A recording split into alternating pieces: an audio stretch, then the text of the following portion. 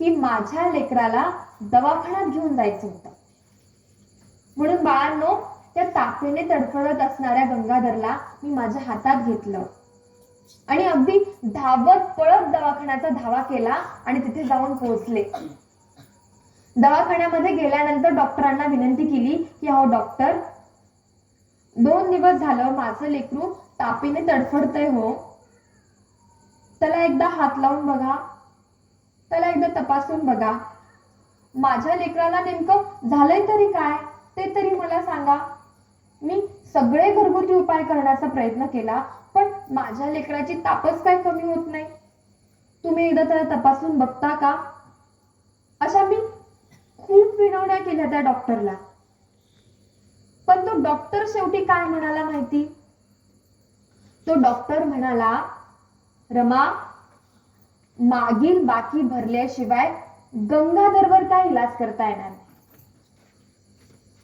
तापेने तडफडत असणाऱ्या माझ्या गंगाधरला मी रस्त्यावरती घेऊन बसलेली होते हो.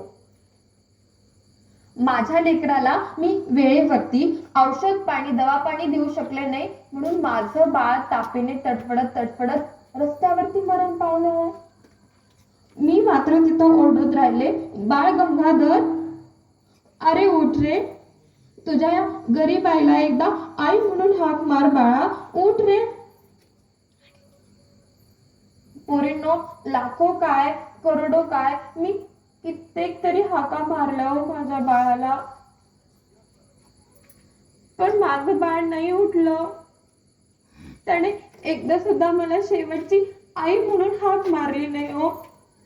मी माझ्या लेकराला वेळेवरती दवा पाणी औषध पाणी पुरवू शकले नाही, म्हणून माझं चिमुकलं बाळ तापेने तडफडत तडफडत रस्त्यावरती मरण पावलं हो.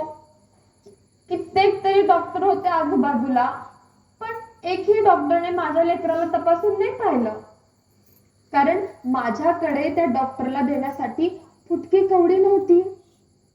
म्हणून माझं ते चिमुकलं बाळ तापेने तडफडत तडफडत रस्त्यावरती मरण पावलं. परंतु बाळांनो, तरी पण मी माझा धीर सोडलेला नव्हता, कारण मला चांगलं ठाऊक होतं की मी आतापर्यंत खूप कष्ट घेतले.